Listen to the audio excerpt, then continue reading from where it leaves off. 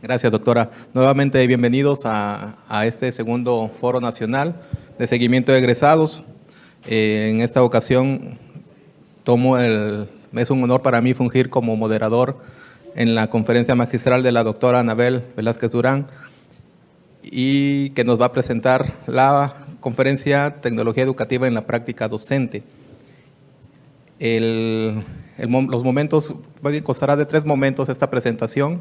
La primera, daré lectura a lo que es la semblanza de la doctora Anabel. En un segundo momento nos presentará su conferencia, todo lo que nos va a compartir. Y en un tercer momento será la etapa de preguntas y respuestas. En ese sentido, para presentar a la doctora en la Escuela Normal Juan Enríquez, de donde soy docente, se llevó a la tarea de generar una cortesía a la doctora, que espero con mucho respeto a su trayectoria profesional, doctora, se lo voy a leer y versa así. En este Foro Nacional de Seguimiento de Egresados, hoy se verá engalanado por personaje especial. Su experiencia en lo virtual, medición y formación, también capacitación de la práctica docente en tecnología mi gente, Anabel es un bastión. Es un honor presentar a una mujer sin igual en la educación virtual, ya que busca transformar la manera de enseñar, aplicando su experiencia, ganada con persistencia, dando capacitación con mucha dedicación por el bien de la docencia. Ella es investigadora con una gran formación, demuestra su vocación, es Anabel la doctora, una gran innovadora, su campo, investigación, brinda capacitación y también aprendizaje en el grandioso paisaje del saber y educación. Es de nacionalidad 100% mexicana, una gran veracruzana, por su gran mentalidad, lleva la felicidad en cada implementación del docente en formación en el Foro Nacional o en el plano laboral, gracias a su profesión. De apellido Velázquez Durán, una doctora conocida, gran labor reconocida, conmigo coincidirán. Los egresados estarán felices por conocerle y también por aprenderle, en especial al innovar y en lo virtual elevar y en la ENGE reconocerle. Gracias, doctora.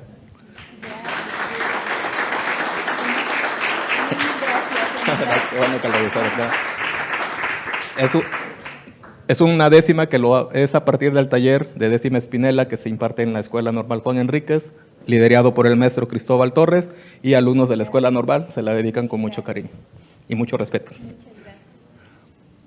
Daré lectura a la semblanza de la doctora Anabel Velázquez Durán, mexicana, investigadora de la Universidad Veracruzana, postdoctorante en Centro de Investigaciones y Estudios Superiores en Antropología Social, adscrito al CONACYT, profesora de posgrado en el Tecnológico de Monterrey, directora general del programa Medición Independiente de Aprendizajes, que forma parte de la PAL Network, doctora en Sistemas y Ambientes Educativos, adscritos al Programa Nacional de Posgrados de Calidad, maestra en Educación Virtual y licenciada en Sistemas Computacionales Administrativos por la Universidad Veracruzana, graduándose con excelencia académica en cada programa educativo.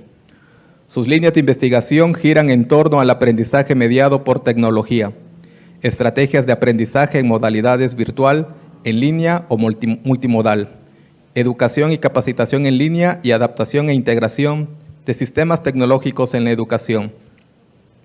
Ha sido coordinadora general de proyectos de investigación internacional financiados por la Hewlett Foundation, Tinker Foundation, PAL Network, por el Laboratorio de Investigación e Innovación en Educación para América Latina y el Caribe, del Banco Interamericano de Desarrollo y UNICEF. Asesora de tesis en la Universidad Autónoma del Estado de Hidalgo, Tecnológico de Monterrey y el Centro de Investigación e Innovación en Tecnologías de la Información y Comunicación. Ha realizado estancias de investigación en la UNAM y en la Cátedra UNESCO ICD. Forma parte del Sistema Nacional de Investigadores y del Consejo Mexicano de Investigación Educativa. Es agente externa de capacitación con certificación de la STPS, miembro de PAL Network y de CIES. Cuenta con 18 años de experiencia profesional que incluye la formación de recursos humanos en educación superior y posgrado, direcciones de capacitación y formación en empresas privadas en áreas de e-learning, creando e implantando metodologías innovadoras para generar procesos de aprendizaje personalizado, deslocalizado, digital e interactivo. Consultoría empresarial para la implantación de universidades corporativas en línea. Coordinación de desarrollo de cursos en línea para IES y dirección estratégica en TIC. Es autora y coautora de artículos en revistas sintizadas y capítulos de libros, así como ponente de congresos nacionales e internacionales, e invitada a los foros mundiales de educación. Es un honor tenerla aquí, doctora. Bienvenida.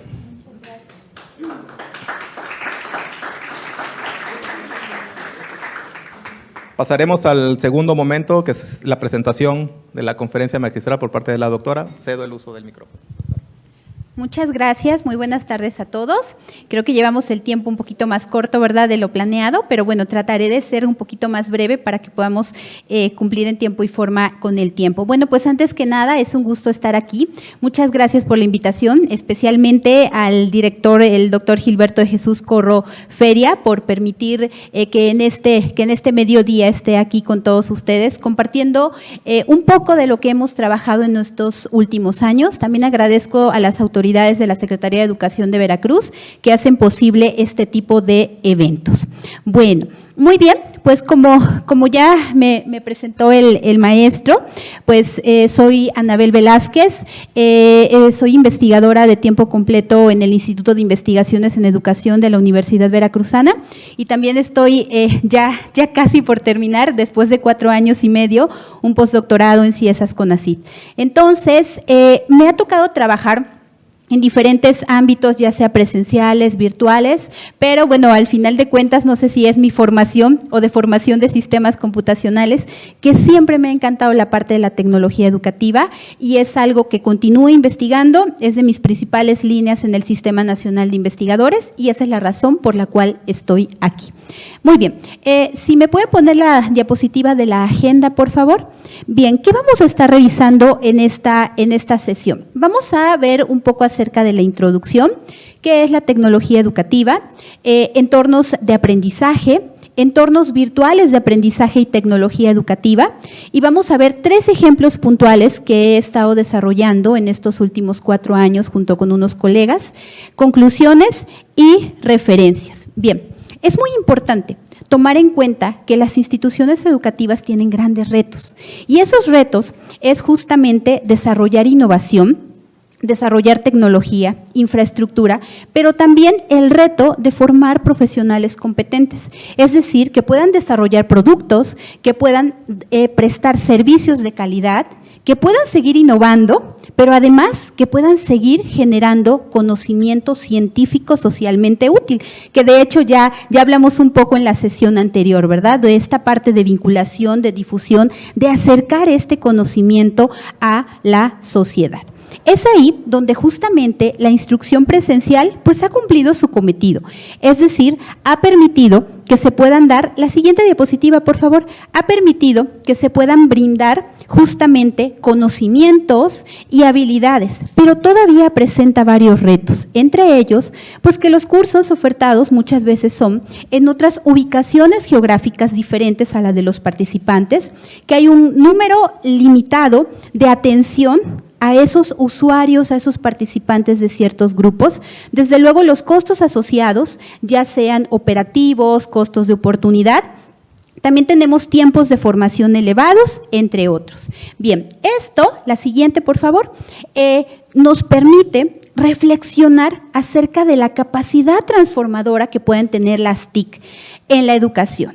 Y además de esto, cómo estas TIC, estas tecnologías de información y comunicación y también actualmente las TAC, tecnologías para el aprendizaje y conocimiento, están impactando directamente en estos ámbitos. Y no solo en la educación formal, sino también en la que se considera informal, y no porque esto significa que sea de menor calidad, sino me refiero a la educación continua, que es vital para continuar aprendiendo. Entonces, estas TIC y estas TAC están produciendo importantes transformaciones en los procesos de enseñanza, de aprendizaje y también de evaluación.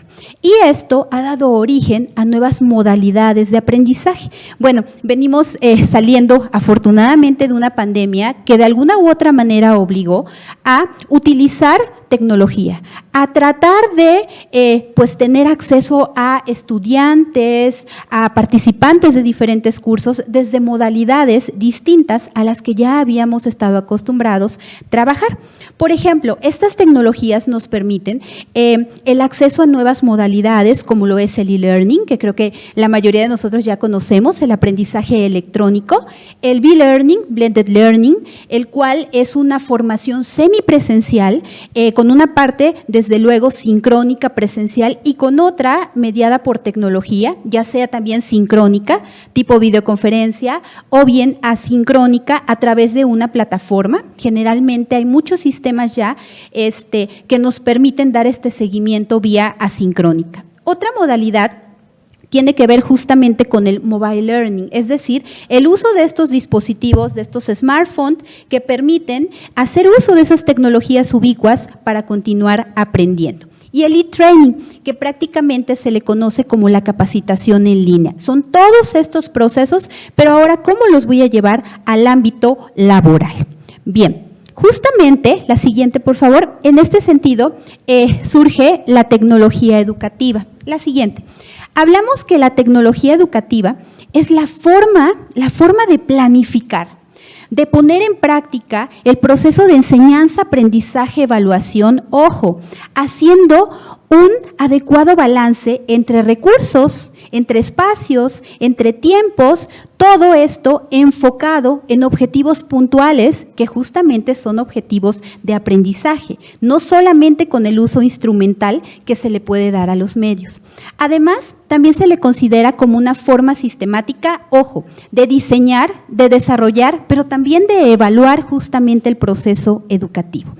Y esto implica, desde luego, tener un justo medio del uso de recursos, de medios tecnológicos, pero también la parte pedagógica que es fundamental. Ahora bien, justamente la siguiente, por favor, en esta tecnología educativa se ve implementada en los entornos de aprendizaje.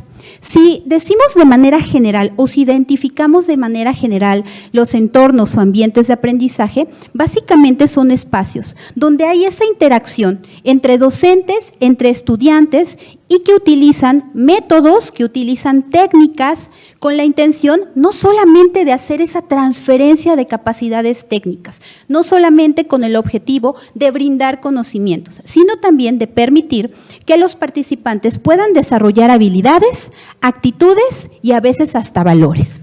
Bien, estos entornos o ambientes de aprendizaje se caracterizan porque el alumno no solamente tiene esa comunicación con su docente, sino de manera horizontal entre pares. De tal manera, la siguiente, por favor, que hablamos que estos entornos tienen estos 4 elementos. Un proceso de interacción o de comunicación entre sujetos. Ojo, esta comunicación no solamente se da de manera bidireccional, sino también multidireccional, es decir, que el mensaje fluye tanto de docentes a estudiantes, nuevamente, como entre pares. El segundo elemento es un grupo de herramientas o de medios de interacción. Y justamente ahí es donde tienen cabida las TIC y las TAC, como una herramienta. El tercer elemento es una serie de acciones reguladas relativas a ciertos contenidos, es decir, todo lo necesario para que el estudiante, el participante pueda aprender. Y finalmente, este entorno, este espacio que permite llevar a cabo las actividades que he mencionado. Bueno, esto es de manera general, pero ahora, ¿cómo las TIC vienen a impactar estos ambientes de aprendizaje? Justamente se ha hecho esta evolución de los entornos virtuales de aprendizaje, que se conocen como EVA. Y ahí es donde nuevamente tiene cabida la tecnología educativa. La siguiente, por favor. Bien, estos entornos virtuales de aprendizaje se caracterizan porque hay una interacción dinámica entre los sujetos del proceso educativo. Obviamente tiene una serie de herramientas que están soportadas por un medio tecnológico y esto permite que se haga la divulgación de contenido, que se facilite la gestión del conocimiento, que se facilite la comunicación entre los involucrados en el proceso, la motivación como parte importante y que estos entornos virtuales de aprendizaje nos permiten hacer, potenciar la motivación, pero también la atención de los participantes, el interés. Y también lo referido al autocontrol. La siguiente, por favor. Bien, estos entornos virtuales de aprendizaje se caracterizan por tener dos tipos de elementos. El primero de ellos es el constitutivo y como primer punto tenemos los medios de interacción. Es importante que como docentes reflexionemos acerca de la interacción que viene ahora en este tipo de entornos. Hablamos que, como mencioné hace un momento, puede ser multidireccional, es decir, como ejemplo, puedo poner un foro en estos espacios donde hay una persona que está publicando un cierto contenido y tiene respuesta. Es decir, que la comunicación es de manera bidireccional. Pero también tenemos la otra parte, que es unidireccional, básicamente con esta decodificación que se hace de los recursos que están dispuestos en estos entornos. Es decir, del emisor al receptor, del contenido al estudiante. Y justamente ahí es donde tienen cabidas algunas teorías, como por ejemplo la teoría del diálogo didáctico mediado, donde se busca que como docentes se diseñen los materiales de tal manera que hagan ese diálogo con el participante en este tipo de entornos y que no necesariamente el facilitador esté allí disponible 24 horas los 7 días a la semana. Bien, con relación a los recursos, en estos entornos virtuales de aprendizaje tenemos recursos multimedia básicamente, recursos interactivos y justamente por eso hace un momento dije que era importante esta parte de atención y motivación que nos dan las tecnologías.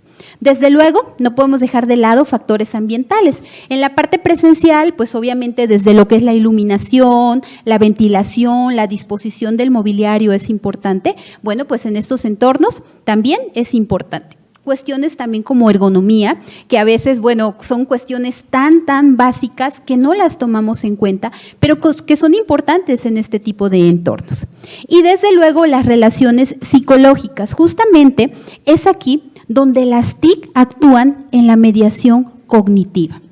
Bien, los otros elementos tienen que ver con los conceptuales y aquí viene un concepto muy interesante que voy a abordar un poquito más adelante, que es el diseño instruccional, es decir, la planificación del acto educativo, pero en este tipo de entornos. Hablamos que en este diseño instruccional se parte, por ejemplo, de identificar cuál es la población objetivo a la que vamos dirigidos en este tipo de entornos. ¿Cuáles son sus motivaciones para aprender? ¿Cómo lo hace? ¿Cómo va a aplicar el conocimiento que ha adquirido? ¿Cómo va a aplicar las habilidades en su contexto? En el diseño instruccional también se lleva a cabo un proceso de diseño de todo el acto educativo que involucra no solo los recursos didácticos, sino también las actividades de aprendizaje, la forma de evaluación. Por ejemplo, si va a haber un soporte técnico, si va a haber un espacio enfocado en tutoría. Todo esto como parte de estos nuevos entornos de aprendizaje. Y el último elemento es el diseño de la interfaz, que es vital. ¿Por qué?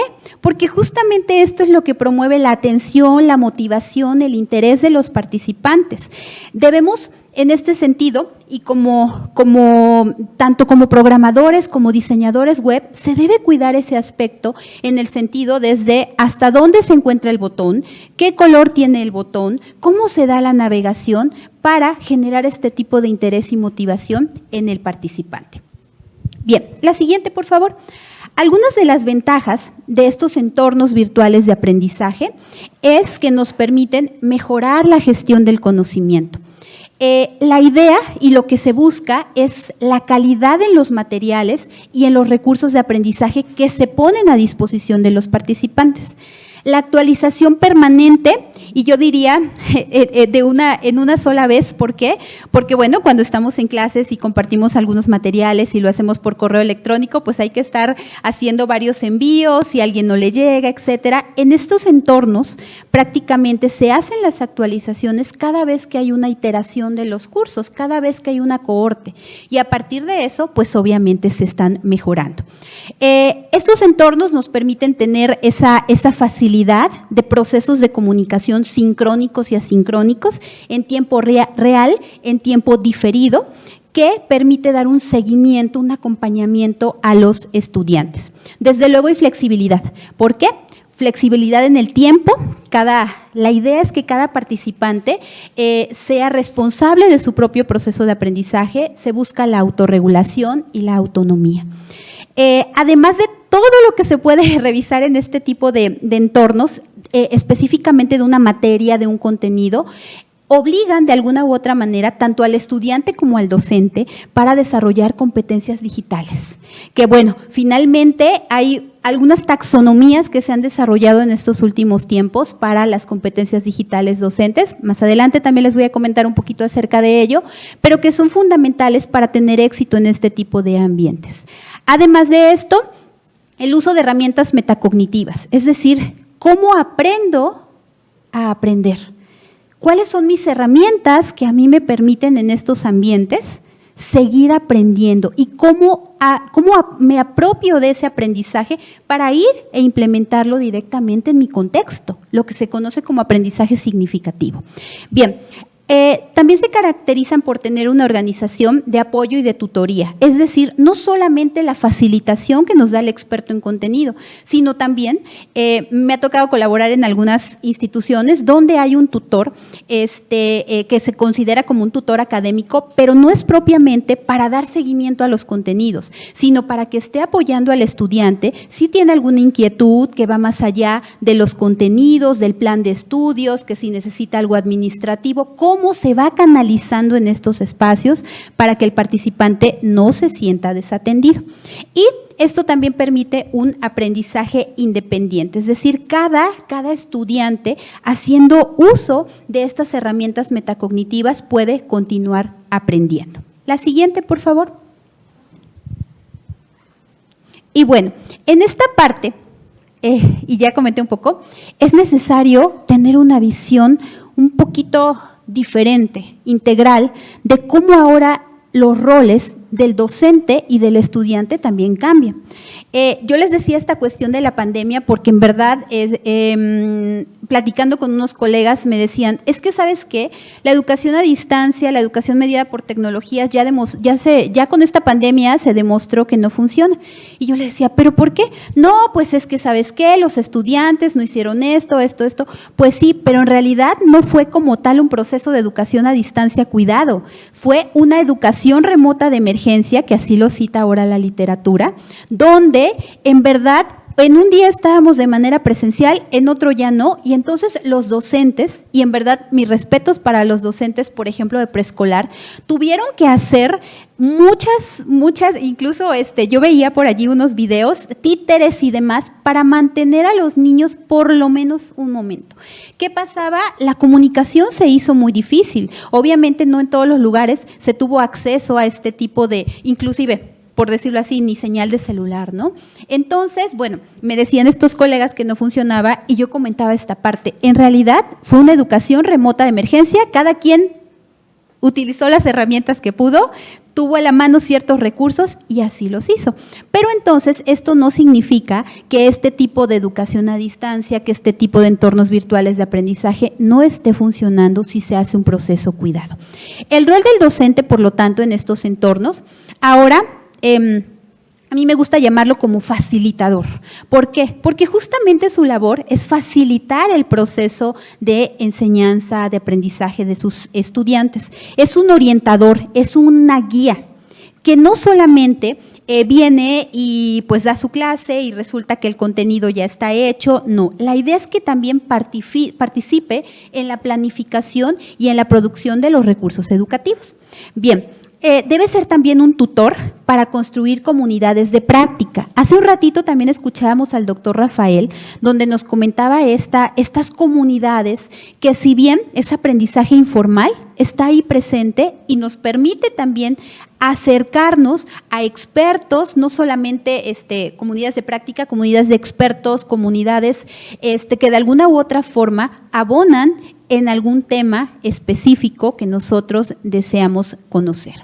Obviamente, el docente debe desarrollar estas competencias digitales. Hay una taxonomía que es la más usada, y creo que es la más socorrida. Es un marco común europeo que maneja 5 competencias digitales. La primera de ellas es la alfabetización informacional, es decir, en términos muy, muy sencillos, de cómo se hace búsqueda, selección de información. Sabemos que estamos ahorita repletos de información, sabemos que hay muchísima información que no necesariamente es válida y confiable, pero que está allí, y nosotros como docentes nos toca hacer ese proceso de depuración. Bien, la segunda tiene que ver con el perfil digital, la segunda competencia digital que maneja este marco y que se conoce como netiqueta. Así como de manera presencial tenemos ciertas reglas de etiqueta, bueno, aquí en el perfil digital es netiqueta. ¿Cómo están mis redes? ¿Qué idea estoy plasmando en ellas? Estaba yo leyendo una revista donde decía que la mayoría de empresas empleadoras en Estados Unidos, pues revisan las redes sociales porque dice ahí que justamente ahí es donde está la esencia de los pensamientos de las personas que van a contratar. Y también un dato interesante decía que muchas de esas revisiones pues han llevado a que las personas declinen por X o Y candidato.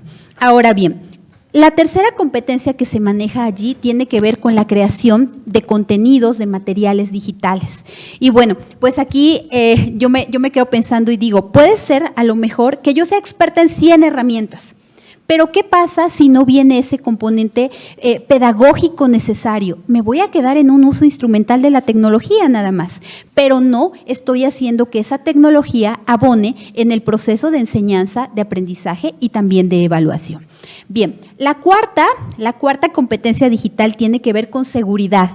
¿A qué me refiero con esto? Bueno, seguridad en el sentido de que cuestiones de software. ¿Qué pasa? A veces bajamos información de algunos lugares y demás, nos contaminamos con ciertos virus, tenemos problemas en nuestros equipos, etcétera. Pero también la seguridad tiene que ver con la protección de datos. Con la protección de datos personales, qué estoy llenando en internet, si me piden una encuesta, si me piden, no sé, a mí me llegan frecuentemente ofertas de que solicita tal tarjeta y que solicita, y todas se van al spam, ¿no? A veces por curiosidad doy clic solamente para ver si es algo es cierto o no, y veo la cantidad de información y digo, no, esta información no se puede dar a través de estos medios. Y la quinta competencia que también debe tener el docente es la resolución de problemas haciendo uso de las tecnologías. Además de esto, debe, como mencioné hace un momento, participar en el diseño del currículum, en la elaboración de contenidos, en orientar y en evaluar. La siguiente, por favor. Y bueno, así como el docente tiene estos retos, el estudiante también debe modificar su rol. Yo recuerdo cuando iba a mis clases de preparatoria, los docentes no siempre nos dejaban tarea. Entonces, a veces llegábamos con los compañeros y nos sentábamos y pues a escuchar al maestro. Y si estábamos poniendo atención, pues qué bueno. Y si estaba alguien pensando en otra cosa, pues ya se perdió ese tiempo. En realidad no teníamos esa idea de ser estudiantes autorregulados, que tuviéramos control de nuestro propio proceso de aprendizaje. Y en estos entornos no es una decisión, es prácticamente una obligación. ¿Por qué? Porque el estudiante debe tener esa autorregulación, es decir, autoevaluarse permanentemente, asumir la responsabilidad de que no el docente es la fuente única de conocimiento o de sabiduría, sino que yo tengo que hacer mi parte, y además de esto debe utilizar o debe hacerse consciente de las estrategias metacognitivas que le permitan aprender a aprender. Debe tener además motivación interna, disciplina, metas definidas. Y además de esto, conocimiento del proceso en línea, que yo diría que de manera más o menos parecida debe desarrollar este tipo de competencias digitales para ser. A veces no me gusta mucho, he leído algunos textos que dicen el perfil del estudiante a distancia exitoso. No es tanto un perfil como tal, más bien me parece que es algo personalizado, pero de que debe ser autorregulado, responsable, de que debe tener el conocimiento del proceso en línea, es más que evidente. Es decir, tanto nosotros como docentes debemos desarrollar estas competencias, como los estudiantes, pues también deben hacer su parte. Ahora bien, como docentes, ¿qué nos toca? ¿Qué nos toca en este tipo de entornos virtuales de aprendizaje? ¿Cómo podemos hacer entornos virtuales adecuados, sobre todo enfocados a la población objetivo a la que estamos dirigidos? Bien, lo primero, y desde mi perspectiva, y que me ha ayudado mucho, ojo, no soy de formación de pedagogía, como les decía, mi formación más bien es técnica con sistemas computacionales, pues tuve que revisar ciertas aproximaciones pedagógicas. Y esas aproximaciones pedagógicas, igual, hace un momento el doctor Rafael mencionaba el conectivismo como teoría del aprendizaje, hay que retomar esas teorías del aprendizaje. La primera y la clásica, creo que todo el mundo conoce, y que además hemos estado experimentando en el sistema educativo mexicano, el conductismo, ¿verdad? Esa parte de reforzamiento positivo o negativo, esa parte de o te pongo una estrellita o te pongo un tachecito, ¿verdad? Esta cuestión de premio y de castigo. Bien, pero sin satanizar a esta teoría de aprendizaje, puede ser útil en algunas actividades que se diseñen en los entornos virtuales de aprendizaje. Por ejemplo, estoy hablando de un multireactivo, es decir, una serie de preguntas que más bien están enfocadas a actividades con bajo nivel de procesamiento cognitivo. Tal vez, por decirlo así, un concepto que tengo que recordar, una definición que me debe quedar muy clara, bueno, pongo un multireactivo y al final de cuentas estoy aplicando conductismo porque me va a dar un reforzamiento positivo o negativo, pero me va a decir por qué lo hice bien, por qué no lo hice bien. Al final de cuentas, sabemos que el conductismo se centra en el estudio de la conducta observable. ¿Para qué? Para controlarla y para predecirla. ¿Y cuál es esa conducta observable que buscamos? El aprendizaje. Bien, está la otra teoría que, bueno, me voy a ir de manera cronológica, el cognoscitivismo, ¿verdad? Que tiene como objetivo lograr que el estudiante aprenda a pensar y aprenda a aprender. Lo que decía, esas estrategias metacognitivas que son fundamentales. Yo les voy a decir algo, me ha tocado diseñar este tipo de entornos últimamente y les voy a compartir adelante, nos ha tocado desarrollar unos MOOC en la plataforma México X. Entonces, bueno, estos MOOC tienen una serie de videos y demás. Yo en lo personal les voy a comentar, no me gustan mucho los videos, siempre que hay algún tipo de video para un tutorial o algo, en verdad lo pongo en velocidad 2, porque no me gusta ver esa parte, pero soy consciente de que yo puedo leer un texto y entonces, fíjense qué interesante, y ya hasta me compré mi suscripción, hago mapas mentales. Esa es mi estrategia metacognitiva, y si yo no hago ese mapa mental, no aprendí. Y se me olvidó todo. Entonces, ¿qué pasa? Después, cuando quiero recordar algo, fíjense, tengo en la mente cómo está ese mapa organizado y digo, sí, ya lo recuerdo, ya sé cómo se hace esto. ¿Por qué? Porque es la forma en la cual yo aprendo. Entonces, ¿qué pasa? Hay que retomar este tipo de estrategias, aunque pareciera ya anticuado el conductismo, el cognitivismo, el constructivismo y más de lo mismo, sí deben estar presentes en este tipo de ambientes. La siguiente, por favor. ¿La otra?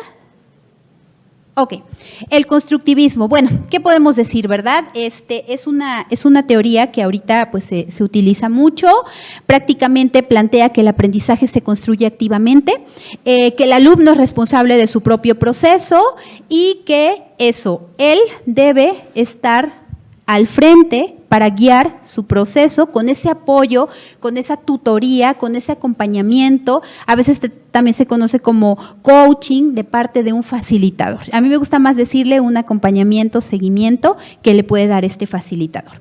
Y el conectivismo, que nuevamente cito al doctor Rafael hace un momento, donde decía que hay que conferir importancia a este aprendizaje informal que se da en red.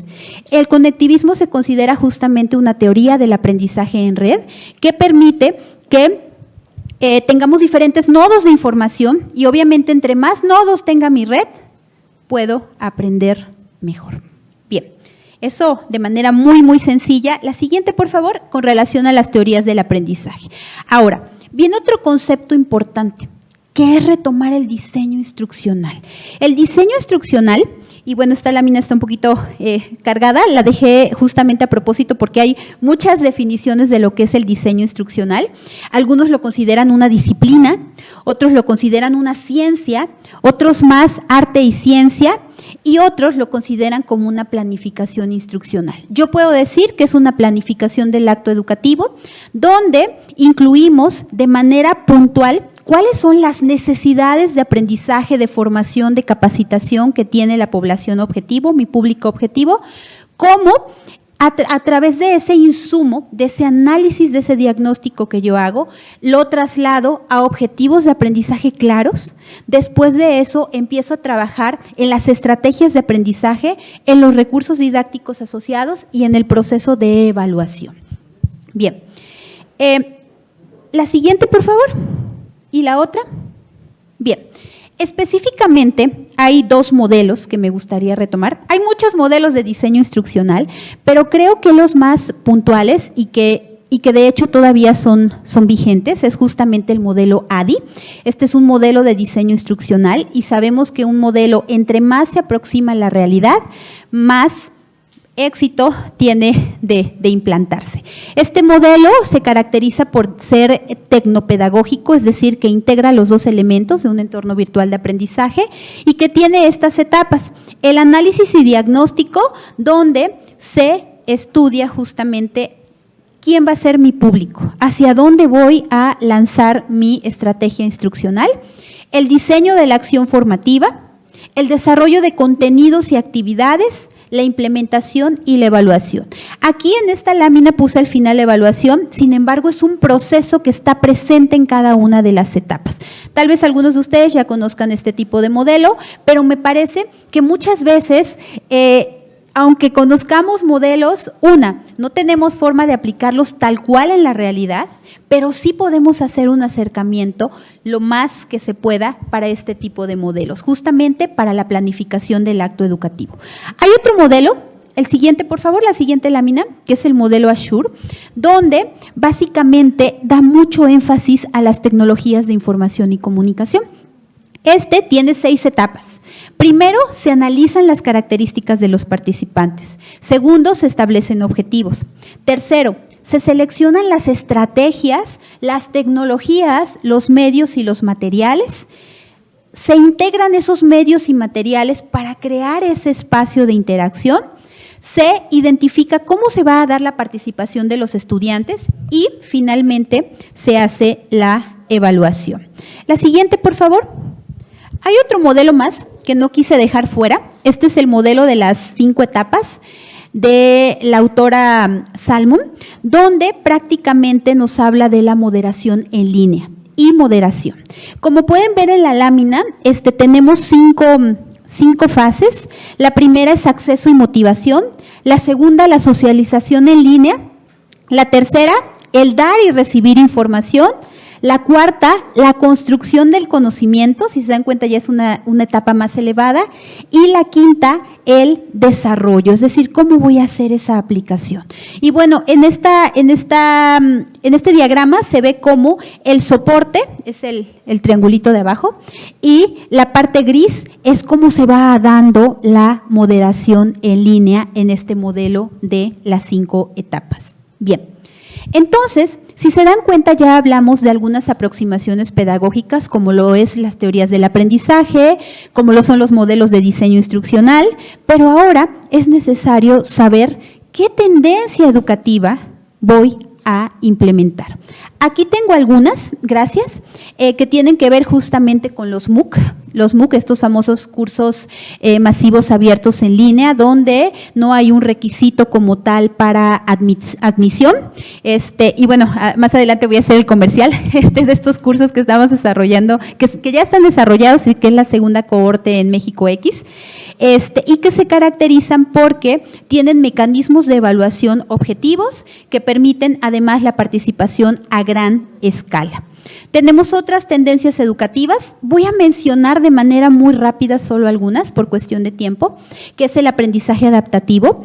Básicamente en se utiliza un sistema computacional para crear una experiencia personalizada de aprendizaje. Aquí hablamos de que prácticamente tenemos una serie de árboles de decisión que permiten, a partir del aprendizaje con que cuenta el participante, irle dosificando determinados materiales, recursos, actividades, etcétera.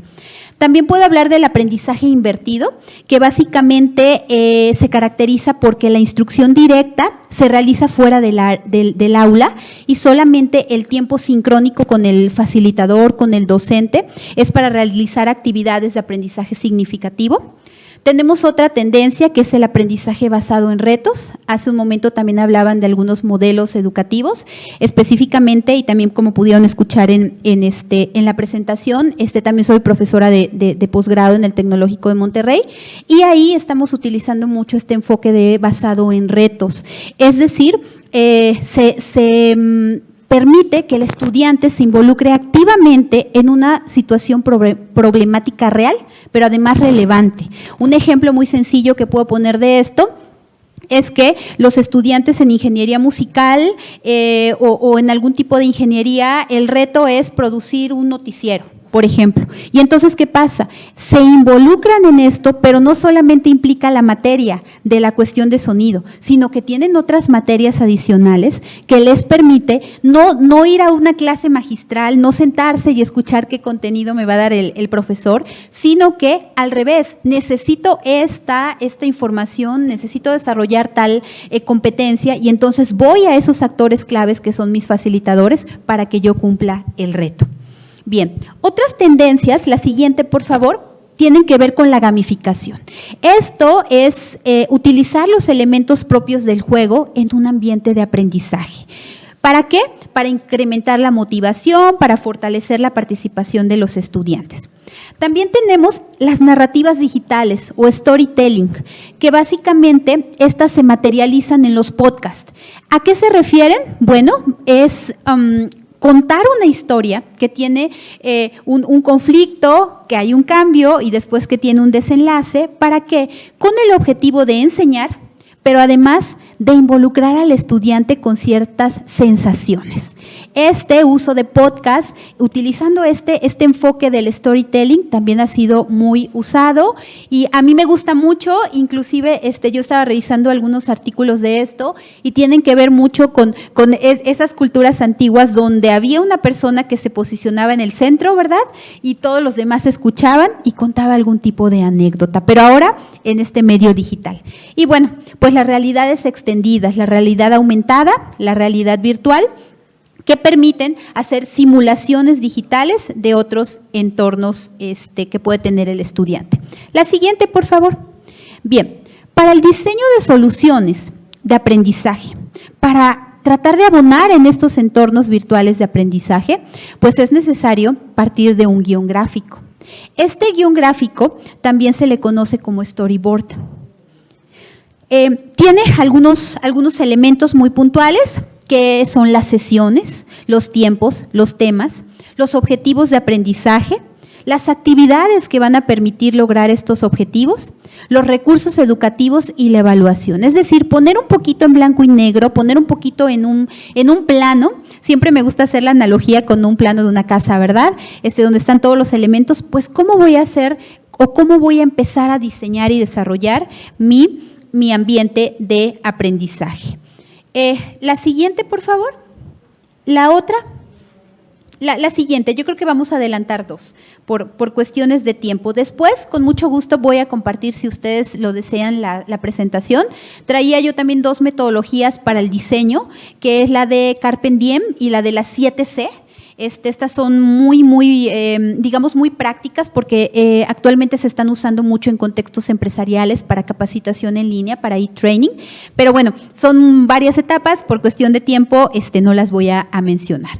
Bien, si nosotros pasamos a la otra parte de las actividades de aprendizaje, ya dije que necesito tomar en cuenta las teorías del aprendizaje, los modelos de diseño instruccional. También ya revisamos. Necesito identificar qué tendencia educativa voy a estar tratando o voy a retomar. Bueno, pues también es importante tomar en cuenta las actividades de aprendizaje que se están mediando por tecnología. Aquí yo las clasifiqué en dos, las individuales y colaborativas y las que están basadas en contenido. Las primeras, la idea es que tengan por lo menos 4 elementos. Y así lo puse, el primer elemento es un chispazo, es decir, es un recurso que se enfoque en captar la atención de los estudiantes que van a realizar una actividad. El objetivo, obviamente el objetivo que va a tener la actividad. Las instrucciones, lo cual es fundamental, porque de otra manera, pues vamos a tener N correos preguntando a veces lo mismo si no se dan esas instrucciones claras. Les puedo comentar también, como parte de esta tecnología educativa, y voy a poner el ejemplo justamente en el Tecnológico de Monterrey, que tenemos esta plataforma de Canvas. Entonces, a veces las instrucciones, cuando yo recién me incorporé, decía, es que esas instrucciones están muy largas. No, están bien, ahora veo que están bien diseñadas porque especifican el espacio donde se tiene que publicar, la fecha límite, hablamos de cada cuartilla que debe contener, y en verdad las rúbricas, o sea, empiezan desde incluiste la portada que tiene tu matrícula y demás, punto 3. Incluiste el título de tu trabajo, punto 5. Incluiste una introducción, 1. Entonces, esas instrucciones se trasladan justamente a las rúbricas y me parece que son muy puntuales para evaluar las diferentes actividades. Y bueno, pues el seguimiento. ¿Cómo se va a dar el seguimiento? ¿Cómo lo vamos a retroalimentar? Hace rato hablaba yo de algunos multireactivos, estas actividades que se califican inmediatamente, automáticamente, cuáles no, cuáles requieren de una retroalimentación por parte del facilitador. Y las que están basadas en contenido.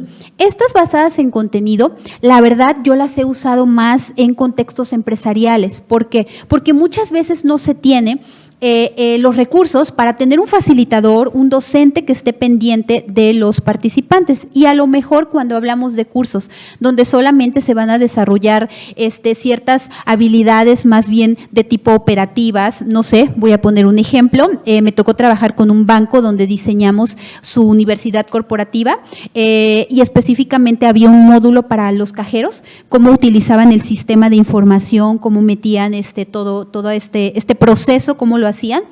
Bueno, trabajamos con simuladores. ¿Y cómo se hacía esto? Justamente con actividades basadas en contenido, donde había exactamente una interfaz igual a la que iban a trabajar en su labor diaria, y allí con ese simulador podían hacer ejercicios, podían hacer, inclusive había evaluaciones de arrastrar y soltar, de relacionar, etcétera, que como tal no necesitan el seguimiento de un facilitador.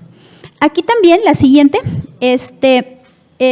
me di a la tarea, esta es una investigadora que a mí me parece que hace un trabajo muy pertinente, es del Centro de Tecnologías de Aprendizaje y Rendimiento, prácticamente ella es la doctora Jane Hart, donde hace estudios longitudinales de las herramientas que se pueden utilizar para e-learning. Entonces, acaba de publicar justamente el top 100 de las herramientas para e-learning en este 2022, solamente retomé esta imagen, pero bueno, básicamente clasifica en herramientas para entornos de aprendizaje, herramientas para la educación y herramientas para el aprendizaje personal. Allí vienen las citas y demás, ustedes pueden verlo con más calma. Solamente, la siguiente por favor, solamente aquí puedo destacar que estas son el top 10 de las herramientas que podemos tener a la mano. Algunas son muy conocidas. Yo decía, bueno, las más conocidas son las más usuales, ¿verdad? Pero aquí me llamó la atención, por ejemplo, que solo en este top no hay un sistema gestor del aprendizaje como tal. Incluso yo buscaba Moodle, para mí era como que el primero que iba a estar en la lista y no está. Bueno, ok, eso en cuanto a herramientas. Ahora bien, en cuanto a recursos educativos multimedia, para robustecer justamente estos entornos virtuales, pues hay una serie de recursos. Solamente aquí puse 4 por ser más, hacer una síntesis. Las infografías son lo que ahora está muy en boga. Son información muy corta que realmente nos permite tener lo estrictamente necesario. A mí me gusta mucho utilizar infografías en el contexto empresarial porque inclusive estas sirven para brindar soporte al desempeño. Si necesito algo en el momento que estoy realizando mi labor, si estoy en un proceso de onboarding, de iniciación en una empresa, la infografía es muy útil. Videos. Bueno, ya les mencionaba hace un momento que no son totalmente de mi agrado, pero esa es una opinión muy personal, pero son muy útiles para aquellos estudiantes que tienen esos estilos de aprendizaje visuales o que también, bueno, pues ahora ustedes saben que ya se manejan también las inteligencias múltiples. Entonces, bueno, está ahí ese elemento.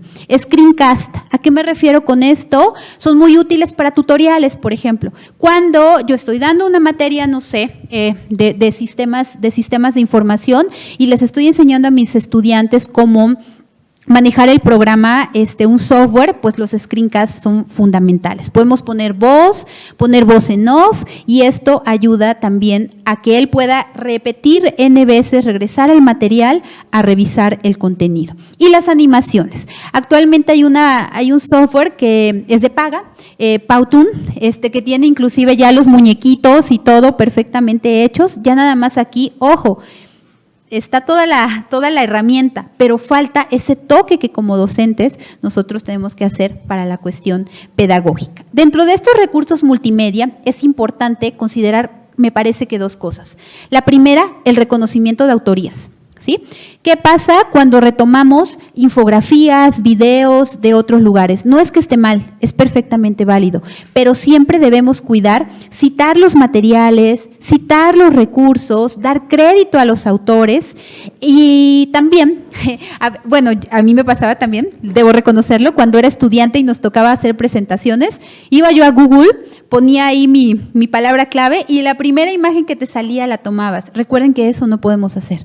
Hay que dar crédito a esto y verificar si la imagen no tiene algún detalle de derecho de autor y demás. Para esto podemos tener acceso a diferentes bancos de imágenes que son gratuitos.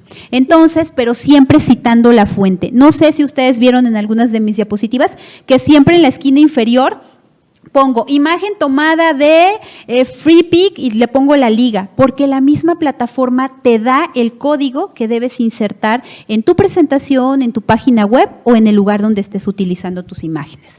Y bueno, también me parece que si bien como docentes nos encanta crear recursos educativos, a veces por cuestiones de tiempo no es posible crear todo o no somos tan expertos en la creación, por ejemplo, de videos, de gráficos y demás, aunque ya hay muchas plataformas que nos facilitan el trabajo, pero es viable utilizar también los famosos REAs, recursos educativos abiertos. Estos recursos generalmente están disponibles en línea y tienen una licencia CC. ¿A qué me refiero con esto? Una licencia Creative Commons que permite que se puedan usar siempre y cuando se atribuya el autor que lo hizo. Se reconozca quién es el autor y muchas veces esta licencia nos dice que no se puede formular a partir de ese recurso algo nuevo y que obviamente no puedes ir a lucrar con este tipo de recursos, pero también son perfectamente válidos en el uso de estos entornos virtuales de aprendizaje. La siguiente, otro aspecto que me parece que debemos cuidar es la accesibilidad en estos entornos. ¿A qué me refiero con esto? Que los materiales sean accesibles, sean comprendidos por personas con necesidades especiales. Y fíjense, aquí les comparto, estuve en todo esto que estamos desarrollando, estuve investigando que el gobierno de Reino Unido justamente creó una guía puntual sobre cómo diseñar recursos educativos para la inclusión. Aquí tomé solo unas imágenes, pero por ejemplo viene, ¿qué hacer? El to-do, ¿qué hacer y qué no hacer en el caso de participantes con autismo? ¿Qué hacer y qué no hacer con personas que tienen dificultad visual? ¿Qué hacer y qué no hacer con personas que tienen ciertas dificultades auditivas? Esta guía es así muy sencilla, por eso la retomé. Si se dan cuenta, es una infografía muy práctica. Es un PDF que te descargas y rápido, o sea, esto yo lo uso mucho cuando estoy diseñando cursos. Ay, ¿qué tengo que hacer? No recuerdo qué tengo que hacer. Regreso y me da esta forma para que yo pueda mejorar mis cursos. La siguiente, por favor. Ahora, viene esta parte. No porque yo ponga muchos recursos educativos, mi curso va a ser excelente. Viene la otra parte, ¿verdad? Necesitamos tener esa sensibilidad de saber que sí, que no, lo cual a veces es difícil, pero esto lo podemos determinar a partir de identificar la población objetivo. Por eso los dos modelos de diseño instruccional que yo les decía, que les compartía, todos inician con eso, con identificar a la población objetivo. Ahora bien, hay una teoría que la quise retomar, que es la teoría cognitiva del aprendizaje multimedia, que justamente surge porque se han hecho varias investigaciones comparando recursos educativos en este tipo de ambientes. Y entonces, la teoría cognitiva dice que hay dos canales básicos a través de los cuales se recibe esta información y se procesa. El primero es el auditivo, pues obviamente se procesa palabras verbales y escritas, y el segundo, que es el visual, diagramas y representaciones gráficas.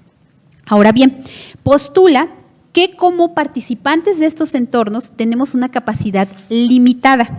¿Sí? ¿A qué me refiero con esto? Bueno, pues obviamente que si hay mucha información, caemos en sobrecarga cognitiva. No sé a ustedes si les ha pasado, a mí me ha pasado frecuentemente cuando estoy escribiendo los artículos, empiezo a hacer revisión de literatura y de pronto veo que ya tengo 20 artículos y entonces ya después, en verdad, con tanta información, tengo literalmente esta sobrecarga cognitiva de que ahora ¿por dónde voy? Esto puede pasar en los entornos virtuales de aprendizaje. Ahora bien, esta teoría también considera el procesamiento activo. ¿A qué me refiero? Que como participantes de estos entornos, nosotros nos encargamos de filtrar, de seleccionar, de organizar y de integrar la información. Esto con base a estructuras previas que ya traemos, a conocimientos previos que ya tenemos. Y bueno, la siguiente, perfecto. Evaluación al final de este entorno. Ya pasé por todos los procesos, si se dieron cuenta. Desde teoría, ahora voy con la evaluación. Retomo, y me gusta mucho utilizar este modelo de Kirkpatrick, que se ha utilizado más en el ámbito empresarial, pero creo que también encaja perfectamente en el ámbito educativo, en el primer nivel de evaluación de reacciones. Es decir, evaluar mi entorno virtual de aprendizaje tomando en cuenta las reacciones que tienen mis participantes. ¿A qué me refiero con esto? ¿Qué tanto las personas valoraron, disfrutaron la intervención? Si realmente se sintieron cómodos con el proceso, ¿qué me ayuda a mí para seguir mejorando en el siguiente cohorte? Obviamente el nivel 2 es el más buscado, es el del aprendizaje, es decir, realmente si los participantes han adquirido los conocimientos y han desarrollado habilidades. Y el 3, que me parece también importante, es a nivel de conducta. ¿A qué me refiero con esto? ¿Cómo se hace la traducción del conocimiento adquirido en comportamiento? No se vale, ¿verdad?, que nada más igual y memorizo, pero a la hora de aplicarlo ya no me funciona. Bien. Con esto, yo puedo decir que hay un gran reto. Hay un gran reto de parte de los docentes, ¿Por qué? Porque sabemos que pues las tecnologías, llámenle TIC, TAC, hay otros nombres que van surgiendo poco a poco. Ahora me tocó participar en los estados del conocimiento de COMIE y comercial. En 2023 van a estar disponibles. Justamente me tocó participar en el capítulo de educación virtual. Entonces veíamos otras metodologías que están surgiendo, veíamos cómo, aunque ya tiene su tiempo, lo que son los MOOC siguen en boga, están todavía en la punta del proceso educativo y más bien en la parte de educación un poco informal, pero veíamos que el reto es grande porque la tecnología va avanzando a pasos agigantados, pero ¿cómo va la aplicación de esa tecnología? Y retomo, no hacer solamente ese uso instrumental, sino tomar la tecnología para que abone en los procesos de enseñanza, aprendizaje y evaluación. Voy a mostrar unos ejemplos y también voy a hacer más breve todavía. Son 3 ejemplos que estamos trabajando de tecnología educativa. El primero de ellos son programas de radio para abordar la crisis de aprendizaje durante la pandemia por COVID-19. Este fue un estudio que trabajamos justamente en el año 20 y 21. Les comento que como parte, y como también comentaron el maestro amablemente en la presentación, soy directora general de un proyecto de investigación. Este proyecto de investigación se llama MIA, Medición Independiente de Aprendizajes. Es de la Universidad Veracruzana y de CIESAS Golfo. Bueno, ¿qué buscamos en este proyecto? Buscamos mejorar la educación y los aprendizajes básicos, es en lo que estamos trabajando, en lectura, matemáticas y algunas otras competencias para la vida como ciudadanía, como manejo de emociones y autocuidado.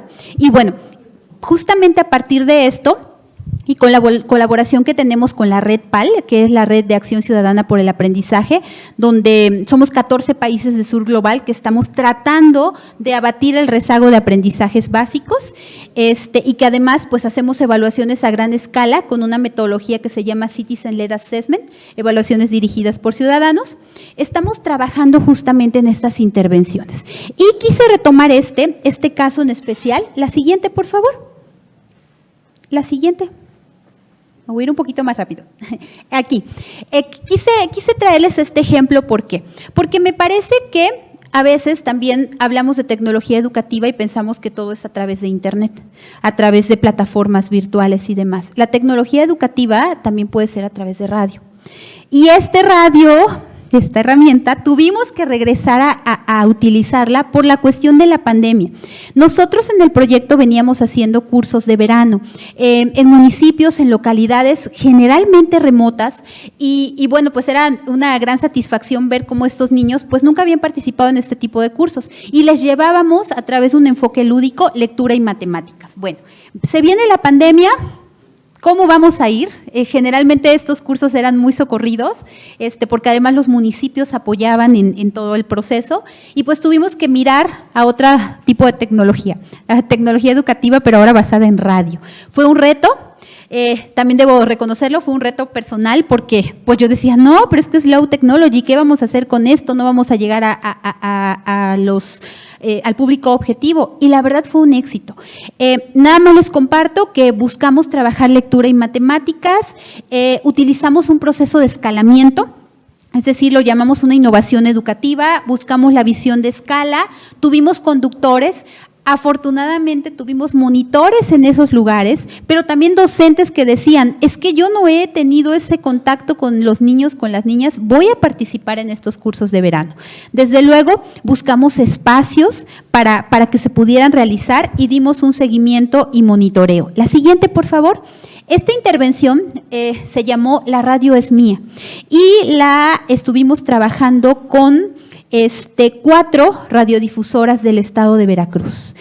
Básicamente tuvimos que indagar como investigadores la relación entre familia, escuela, comunidad, ver el contexto, un poquito ya el aterrizaje de los modelos de diseño instruccional, ver cómo estaba el contexto, quién era nuestra población objetivo y, ojo, buscando siempre un esquema sostenible y costo efectivo. Bien. Este radio, la radio es mía, se caracterizó por ser intervenciones cortas para mejorar estos aprendizajes que he mencionado. Trabajamos con niños, niñas de 6 a 12 años.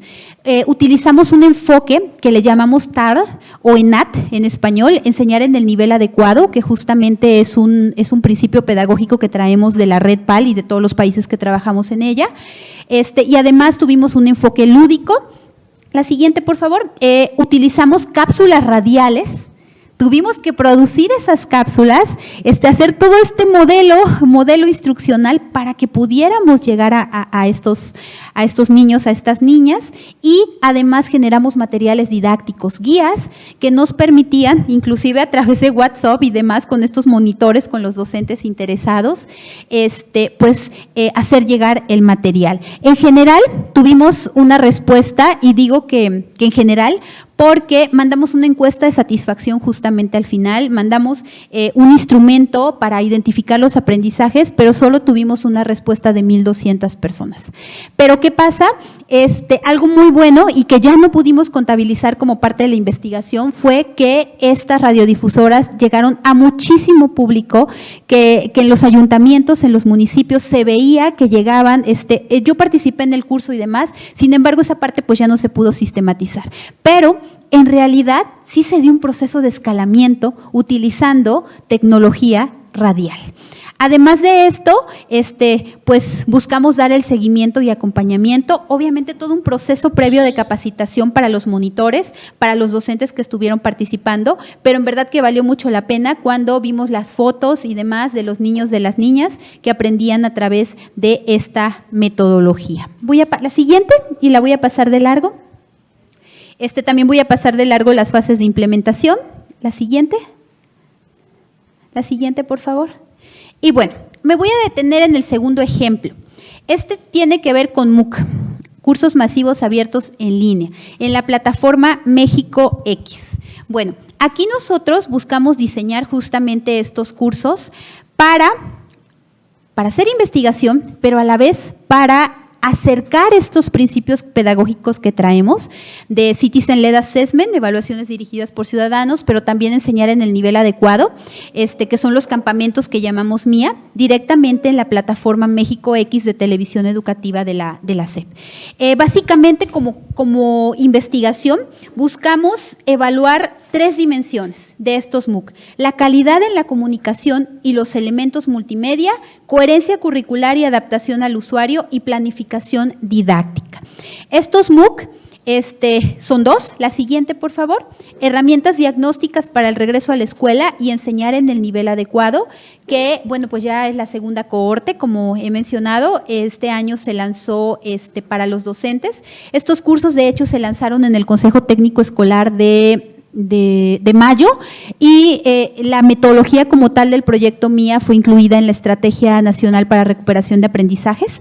Y bueno, pues creíamos que era una importante oportunidad para diseñar estos MOOC y para no solamente poner en práctica todo un entorno virtual de aprendizaje, para hacer llegar a los docentes estos conocimientos para que pudieran desarrollar habilidades, pero también para hacer investigación, que esa parte también creemos que es fundamental.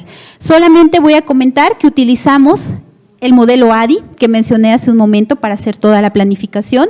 Se enfoca en docentes de educación básica, un aprendizaje autónomo y autodirigido, que ya he mencionado, y básicamente estos MOOC se caracterizan porque no hay un facilitador como tal que esté de tiempo completo atendiéndolos. Más bien las actividades son basadas en contenido, como mencioné hace un momento, para que se dé esa atención. En el primer curso, en el primer cohorte, tuvimos alrededor de 39,000 participantes. En el segundo, aproximadamente lo mismo, porque de hecho son secuenciales, pero obviamente pues no había un número suficiente de facilitadores para atender a esa cantidad de participantes. Obviamente aquí se buscó un soporte técnico, una facilitación, y siempre tomando en cuenta lo que mencioné hace un momento, el participante como centro del proceso de aprendizaje. La siguiente, aquí hay algunas impresiones de pantalla de lo que son justamente estos MOOC, que se caracterizan, bueno, pues por tener videos, por tener infografías. La siguiente, actividades de práctica, actividades evaluables, también toda una serie de materiales gráficos que están disponibles, y es especialmente importante mencionar que para que estos cursos sean publicados pasan por todo un proceso de revisión pedagógica, de revisión técnica de un equipo experto de México X. Entonces, pues obviamente aquí hay que garantizar toda esta parte del diseño instruccional que sea pertinente. La siguiente, por favor. Y bueno, termino con Eminus de la Universidad Veracruzana. Creo que este es otro ejemplo que nos ha permitido también hacer capacitación para docentes a nivel nacional. Y bueno, la siguiente, aquí básicamente buscamos diseñar cursos en línea para ver cómo se daba este modelo, que es diferente al MOOC, y ahorita les voy a decir por qué. Buscamos hacer investigación cuantitativa, pero también retomamos finalmente algunas cuestiones cualitativas con grupos focales, con entrevistas a profundidad. Y bueno, pues esto a través de los participantes de nuestros cursos. La siguiente, por favor. Aquí tengo solamente una impresión de pantalla del primero de herramientas diagnósticas del regreso a la escuela y el segundo enseñar en el nivel adecuado, innovaciones educativas de MIA. La siguiente, a diferencia de los MOOC, estos cursos se basaron en el modelo de diseño instruccional Azure.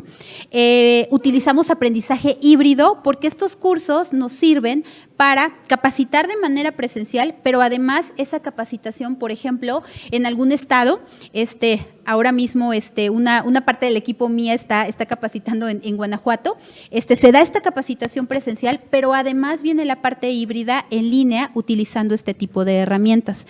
Aquí, obviamente, al haber un aprendizaje híbrido, es necesario que exista un facilitador. Hay un facilitador por cada 30 participantes, por cada grupo. ¿Por qué? Porque no solo son actividades basadas en contenidos, son actividades individuales y colaborativas, de tal manera que los participantes entregan prácticas, entregan actividades que es necesario que un facilitador las revise. Y bueno, en este caso, estos cursos también al tener este enfoque diferente, pues tienen cierto valor curricular de parte de la misma Universidad Veracruzana, justo porque hay ese seguimiento, hay ese acompañamiento más puntual como parte de este entorno virtual de aprendizaje. La siguiente, por favor. Yo creo que vamos a omitirla. La siguiente, por favor. Aquí hay algunos ejemplos de algunas infografías que estamos trabajando en estos cursos. La siguiente. También tenemos una serie de videos, materiales gráficos, lo que les decía, Pautún. Y bueno, conclusiones para ir cerrando. ¿Qué pasa con todo esto? Bueno, es importante mencionar que la tecnología educativa, allí está, tenemos herramientas, tenemos muchas herramientas gratuitas actualmente, pero ¿qué pasa? Es necesario hacer una reflexión pedagógica. No solamente, y vuelvo a comentarlo, no solamente hacer este uso instrumental de la tecnología, que yo pueda hacer un curso llenando con 20 herramientas, eso no va a funcionar. Debemos hacer esa reflexión pedagógica como docentes para alcanzar los objetivos de aprendizaje. El diseño instruccional tiene como objetivo alcanzar el objetivo de aprendizaje que está declarado en el curso, en el taller, en el diplomado, en el entorno virtual que diseñemos. Ahora, no se trata de incrementar la intensidad del uso de la tecnología, como decía hace un momento, solo por hacerlo, sino más bien de tener claro cuáles van a ser los beneficios de incorporar la tecnología en mi proceso de enseñanza, en el proceso de aprendizaje y en el proceso de evaluación. Otra conclusión, y créanme que yo soy fiel defensora de la educación mediada por tecnología, pero reconozco que no se puede dar desgraciadamente en todos los contextos. Sabemos que hay además un concepto de brecha digital y yo iría un poco más atrás. Hay algunos lugares, algunas comunidades donde ni siquiera hay agua corriente, entonces obviamente no hay luz y este tipo de herramientas no pueden llegar. Las tecnologías no son la panacea de los problemas de la educación actual. Su éxito depende en gran medida de ese enfoque pedagógico que nosotros le demos. Los ambientes virtuales de aprendizaje, ¿qué pasa con ellos? Son herramientas que permiten potenciar este proceso de enseñanza, de aprendizaje y de evaluación y que, bueno, pues yo agregaría esto que he comentado, no son útiles en todos los contextos. Y finalmente, para implementar tecnología educativa en entornos virtuales de aprendizaje, es necesario que regresemos a las bases, a esas aproximaciones pedagógicas que he mencionado. Pero no solo eso, sino también conocer las tendencias educativas que están en boga y cómo se hace el proceso de diseño en estos entornos. Repito, es un gran reto, pero creo que la educación a distancia, a veces se conoce como educación multimodal, llegó para quedarse. Afortunadamente, ahora pues tenemos ya este regreso a la presencialidad. En verdad, muchas gracias por la invitación. Nuevamente es sentir que tenemos un auditorio, ¿verdad? A veces al hablarle a la máquina pues estaba un poquito complejo, pero sabemos que en cualquier momento puede haber otra situación y tenemos que utilizar este tipo de herramientas. Yo creo que, y revisando también un poquito, estaba yo revisando el plan de estudios que acaban de sacar para las escuelas normales, que si mal no recuerdo, si estoy mal, corríjanme, que salió en agosto 2022, o sea, el mes pasado, veía yo algunas ideas que hablan acerca de objetos de aprendizaje, que hablan acerca de pedagogías emergentes y que ya vienen incluidos como tal en el plan de estudios. Pero yo no lo dejaría allí. Yo creo que el tener esta educación formal es un avance, que bueno que ya se está dando visibilidad a todo esto, pero regresamos nuevamente a ese aprendizaje informal, que muchas veces, y como lo mencionaron mis anteriores colegas, se aprende por cuenta propia. Y yo creo que aquí es el reto como docentes para seguir mejorando estos procesos educativos. Bueno, pues es todo. Mil gracias y una disculpa por ir un poquito rápido.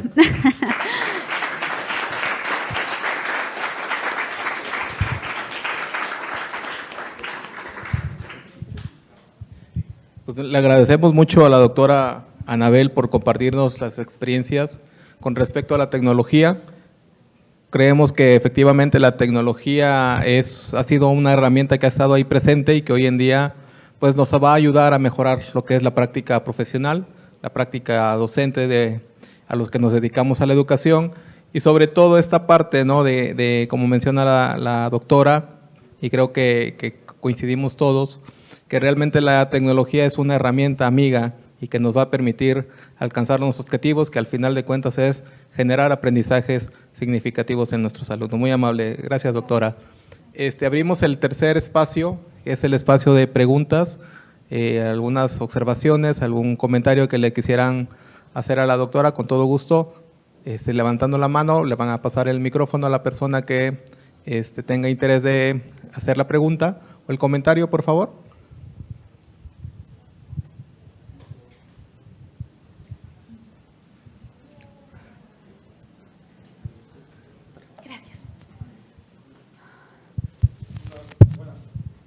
Hola, maestro.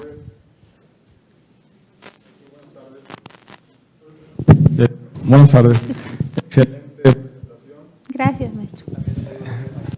Sí. Todos somos testigos de ello.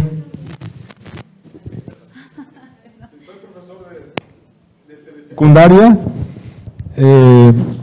egresado de la Suárez Trujillo de aquí de Jalapa. Trabajo en el puerto de Veracruz, en una telesecundaria. Y cuando inicia la pandemia, entre todo lo malo que nos estaba pasando, yo me emocioné mucho cuando se decía que la escuela no iba a volver a ser la misma.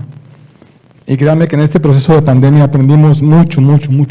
En el caso particular de mi escuela, tengo la fortuna de estar con un equipo muy comprometido y utilizamos eso que siempre estaba ahí, la tecnología, que usábamos a rato, nos vimos obligados a usarla. Pero ahora que estamos volviendo a la normalidad, también me doy cuenta que estamos volviendo a la rutina previa.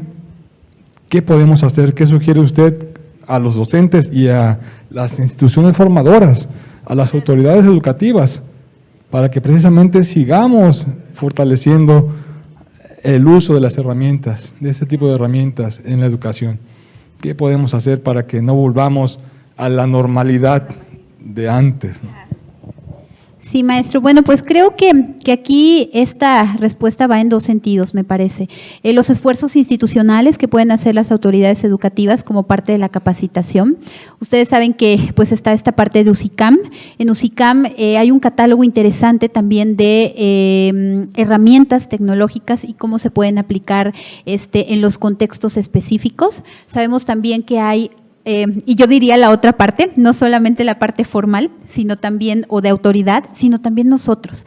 Creo que, y me impactó hace ratito escuchar un poquito la estadística de que muchos docentes no están sirviendo por vocación. Yo creo que al ser docentes, maestros, tenemos que seguir aprendiendo. Creo que somos los primeros que tenemos que aprender día a día. Y creo que también la otra parte, no solamente es esperar esta cuestión formal, sino también nuestra actitud para seguir aprendiendo. Afortunadamente, en esta época tenemos un sinfín de materiales que podemos estar consultando. Ustedes saben que además como ejemplo, estos MOOC, hay más en la plataforma México X, está Udemy, está Coursera, están otras plataformas que nos permiten seguir abonando en nuestro conocimiento. Entonces, yo creo que son dos partes. La primera, esfuerzos adicionales de las autoridades educativas, pero también la otra cuestión que queda a nivel personal, y que creo que esa es realmente, y retomo el aprendizaje informal, que nos va a permitir seguir conociendo. Hay muchos cursos, hay tutoriales y demás que podemos estar llevando y que a lo mejor, pues eso, no me dan un reconocimiento, no me dan un formato, unas horas específicas de valor curricular, pero sí son muy valiosas para aplicar en mi contexto. Yo creo que esa parte también es fundamental y un poquito retomo lo que hablaba en el rol del estudiante. Ahora es un estudiante autorregulado y autodirigido y desde luego esa parte también se aplica a nosotros. A usted, maestro, por preguntar. Buenas tardes, Alejandra Favela de la Normal de Guanajuato. Nada más si me podría apoyar dándome el autor de las 5 competencias digitales, porque me parece como muy claro, interesante. es el Marco Común Europeo y tiene unas siglas INITEF, que es Competencias Digitales Docentes. De nada. Bueno, por las cuestiones de tiempo pasamos al último momento. Doctora, si nos acompaña aquí, por favor. Vamos a hacer lo que es la entrega de la constancia, lo cual le pido al doctor Gilberto Jesús Corroferia hacer. Por favor, doctor. Bueno, antes de entregar la constancia, yo voy a hacer constancia de algo de que yo soy maestro actualmente, ahora de primaria. Hace rato les comentaba que iniciamos como un preescolar. Soy director de una escuela en Los Tuxtlas, en donde también estuvieron presentes a través con Mía y dando seguimiento a mis maestros con estos trabajos. Y bueno, hay mucho que platicar y comentar, pero me voy a dar paso a leer la constancia. Secretaría de Educación del Estado de Veracruz, Subsecretaría de Educación Media Superior y Superior, Dirección de Educación Normal, otorgan la presente constancia a la doctora Anabel Velázquez Durán por su valiosa participación en la Conferencia Magistral Tecnología Educativa en la Práctica Docente en el marco del segundo Foro Nacional de Seguimiento de Egresados, modalidad presencial, realizado los días 29 y 30 de septiembre del año 2022. Jalapa, Veracruz, septiembre de 2022, firma un servidor, Gilberto de Jesús Corroferia, director de Educación Normal. Muchas gracias, maestro.